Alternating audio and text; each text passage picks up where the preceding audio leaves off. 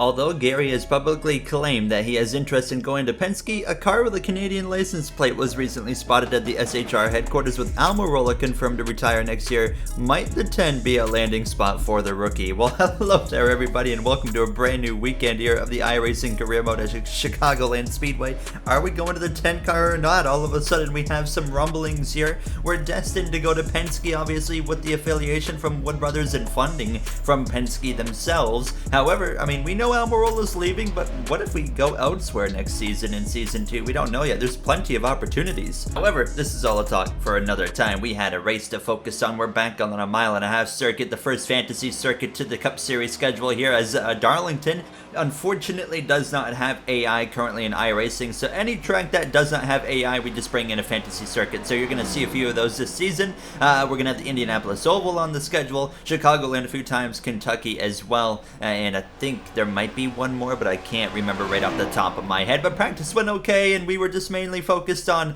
trying to find something here at the mile and a half. These are the types of tracks that we've struggled at the most so far in our rookie season. There hasn't been many, but I haven't had a good track record at the mile and a half races. Now we've got a good track record recently here. Things have been going pretty well for us in this Wood Brothers number 21 here now as we get our qualifying effort underway. Kyle Busch, who's been unbelievably strong this season, just continues to tear it up, is currently running P1 on pole position. I think he has 7 stage wins it is coming into this episode, so strong here he has been. But we're coming through on a turn 4 down the front straightaway to set our first lap time. We get 2 opportunities, don't forget. The first one, it was okay. It was actually P11. I felt like I had more speed though in the car. So here we are through 3 and 4 on the second and final attempt here in this qualifying effort here for these 2 laps, and it would be a little bit of an improvement, and all you need is a little bit to gain a good chunk of positions. We would qualify in the 5th position here in Chicago. An absolutely fantastic effort. Kurt Busch, actually, it wasn't Kyle Busch, what was I saying? Kurt Busch is on the pole here in Chicago for our first race under the lights here. Let's send it to the grid over to Alan Bailey to take over for the pre-race show. NASCAR is about an hour outside Chicago, Illinois today at the Chicagoland Speedway in Joliet, Illinois for the 12th race of this season. I'm Alan Bailey with coverage on ARN. This track was opened in the early 2000s, and although it's a cookie-cutter track that most fans discouraged against in the 2000s, lately this track has put on some phenomenal racing, with fans calling for a comeback of this racetrack. But as NASCAR gets set to race at the Chicago Street Course, the future of this facility is in question. But for now, expect phenomenal side-by-side racing and maybe a 3rd photo finish in a row for this series. Who's going to get the win today? Only one way to find out. Let's head trackside for the start of today's race. As usual, a big thank you to Alan Bailey there as the pace car pulls off. We're ready to go green with the 2311 driver and his boss man Denny Hamlin leading the field to the green as we're underway from Chicagoland. NASCAR returns to Chicago under the lights for the first time, I think, since 2010, if I'm not mistaken. Stage is pretty straightforward here today, or tonight we should say, under the lights.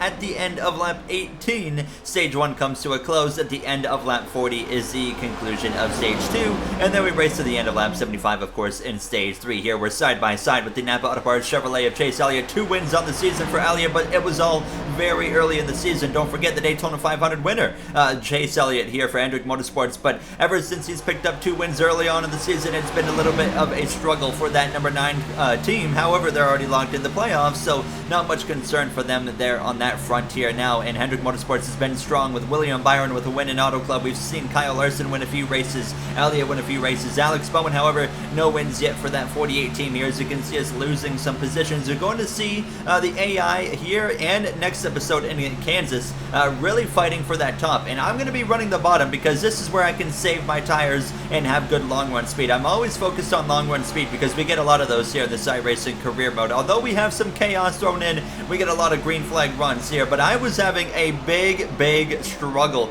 My car was plowing tight right off the bat in this race, and it was only getting worse. We qualified 5th, but we were dropping like a rock. I have no idea what's going on. This thing is tighter than anything I've ever driven in my life. And we have a plan, just make it to the end of the stage.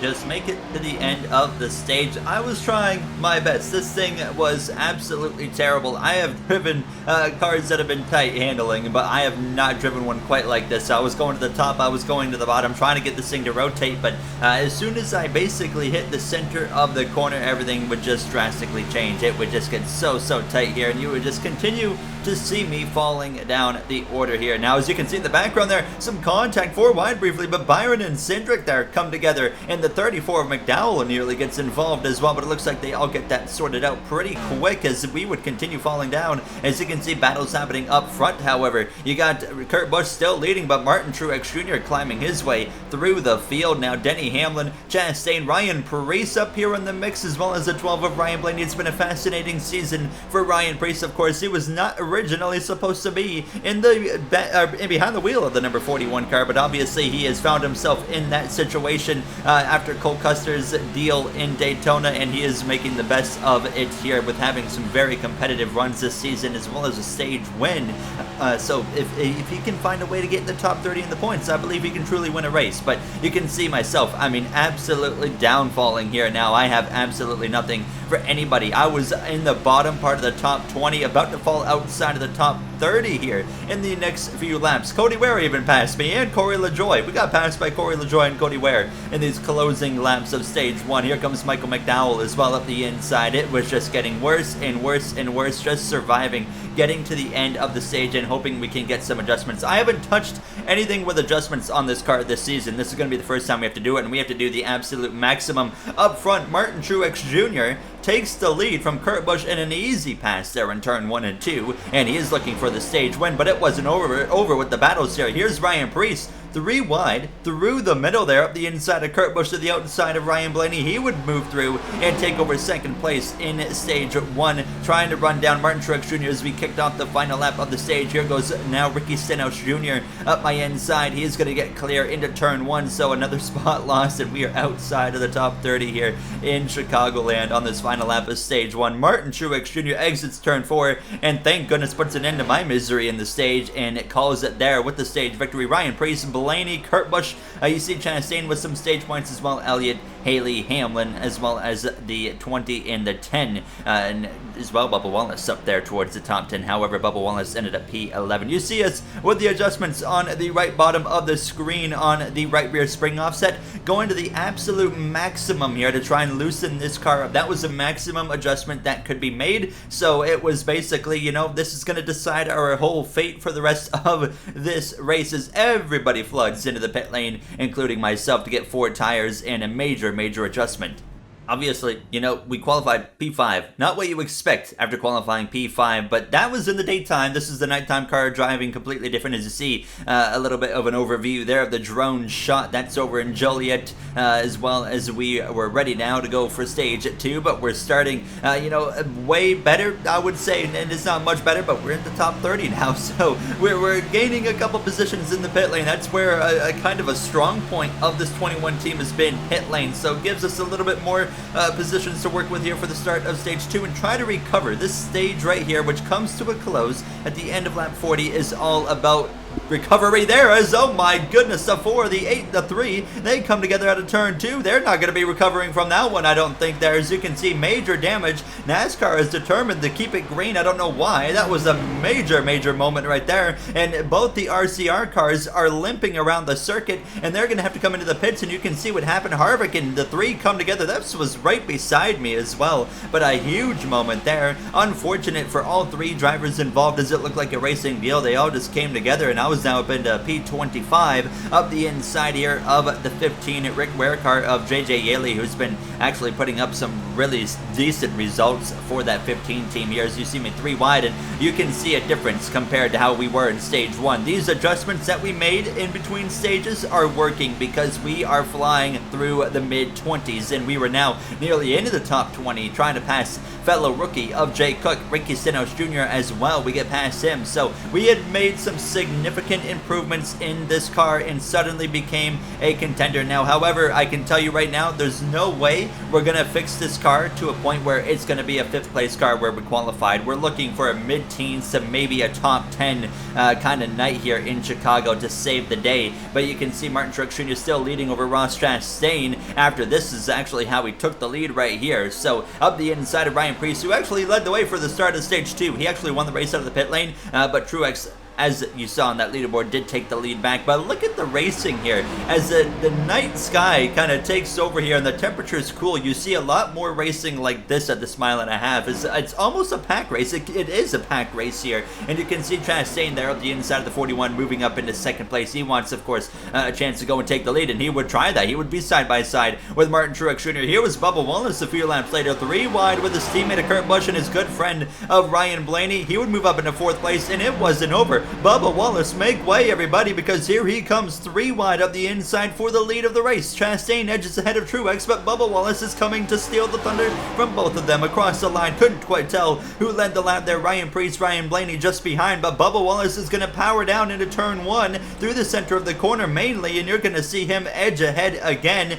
Chastain, Truex, they don't have enough for that 23 McDonald's Toyota Camry. Bubba Wallace to the lead here under the lights in stage 2 from Chicago. What you love to see right there is when a new team in their 2nd season is capable of competing up front with Bubba Wallace and Kurt Busch there for 2311 Racing. I was continuing to move forward now, working on the inside of that Fastenal Ford Mustang 17 car of Chris Buescher. This is for 19th place, which felt like a win to me in this moment, considering how the car was driving about 10 minutes ago at this point in the race. And we got past the 17. We're trying to follow his teammate Kozlowski, who was flying through the field. Next up was Eric Almirola. We started the episode off wondering, hey, are we going to that 10 car next season, or are we going to Penske, or would we end up somewhere else? I don't know. As you can see myself trying to pass this 10, we only had 3 laps to go in stage 2, getting a little bit loose there on the exit of the corner. I was actually really struggling to pass this 10 car of Almirola. You see me again on the inside of him on the exit of the corner, just not enough. The car kind of, I guess you could say, finally felt like it hit its end of what it was capable of, at least here in stage 2, but you can see myself on the final lap sending one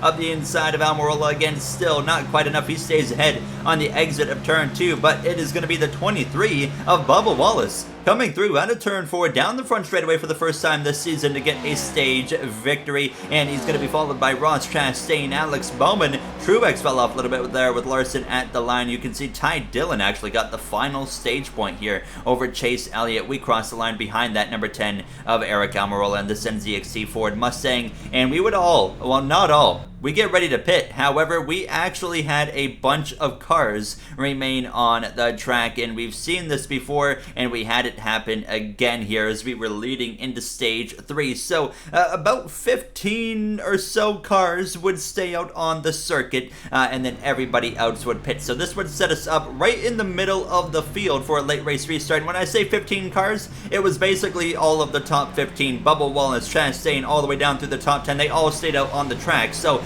basically, we have 31 laps of racing here. There's no way this is going to work for them, and they have just ruined their own chances.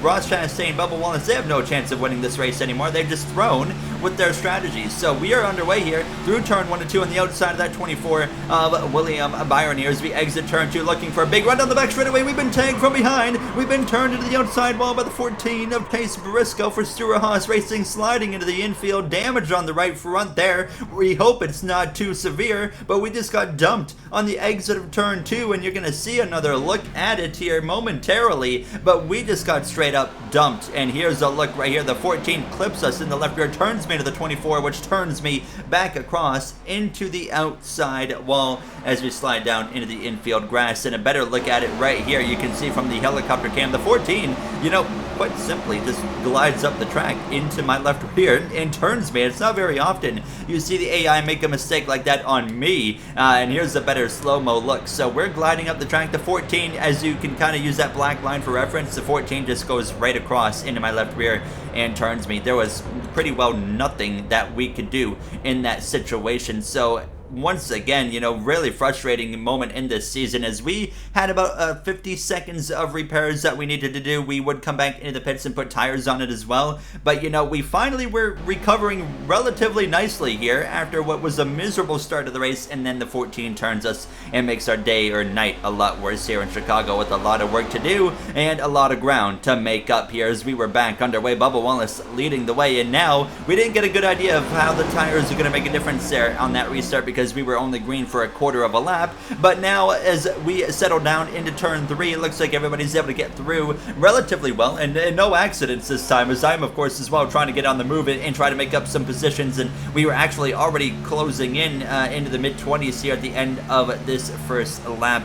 Since the restart, we would run down Chase Briscoe here, and you know what, I could have gotten into him. I could have maybe turned him into the infield if I wanted to, but I understood that was a racing deal. It was the restart, everything was tight, there was slower cars in front of us, all that stuff, so I wasn't really too annoyed with the 14, just more annoyed with the situation here. But Bubba Wallace now getting passed by the 22 of Joey Logano. There's their first car on fresh tires, and you see the difference. Now the older tires are holding on better than I've ever seen old tires hang on in my life in iRacing. Usually, by now, the 23 of Bubba Wallace, in the situation that he is in with old tires, he'd be down to like 25th, but no, he's in second place, and here I am continuing to move my way forward, and we were also able to gain positions easier because some of the faster tires drivers were getting held up behind the older tire drivers, like the 41 of Ryan Preece, and I was cruising right past him. And then we have Ty Dillon as well. We actually catch the outside wall on the exit of turn 2. Fortunately, don't really do any damage there. We continue on, and you can see the battles happening everywhere on this track right now. Daniel Suarez actually is the second car currently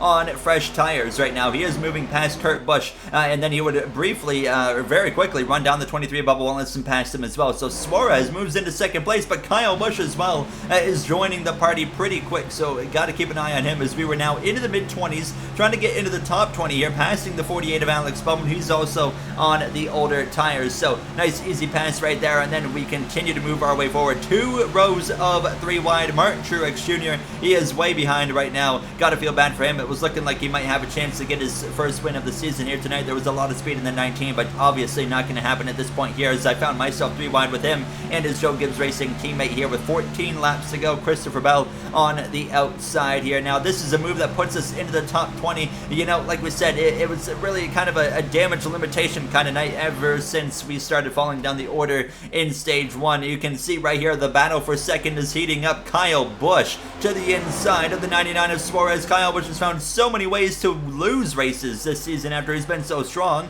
Could he find a way to win the race that he hasn't necessarily been the strongest in? He's got 1 win on the season, looking for win number 2 here tonight in Chicagoland, as we're now looking to now make a pass on Kyle Larson. That puts us into 17th place here as we continue to try and fight up towards the top 10, and here we are at the inside of the second place finisher in stage 2 of Ross Chastain. Ross the boss, and we're going to clear him just about on the exit of turn 4, actually squeeze him into the outside wall, and if you put Ross Chastain in the wall, you got to run for your life because he will turn you around without any questions asked here. As you can see myself loose on the exit of turn 4 with 7 laps to go, starting to struggle for grip a little bit as I entered the mid-teens, and here comes Alex Bowman to my outside, and Chastain was back into the mix as well, and Bowman stays ahead of me as I'm continuing to struggle big time on the exit of turn 2, getting massively loose once again there. Thankfully, we are able to hold on to it for a second time, but goodness gracious, it was a bit treacherous here as the battle for the lead continues to heat up. Kyle Busch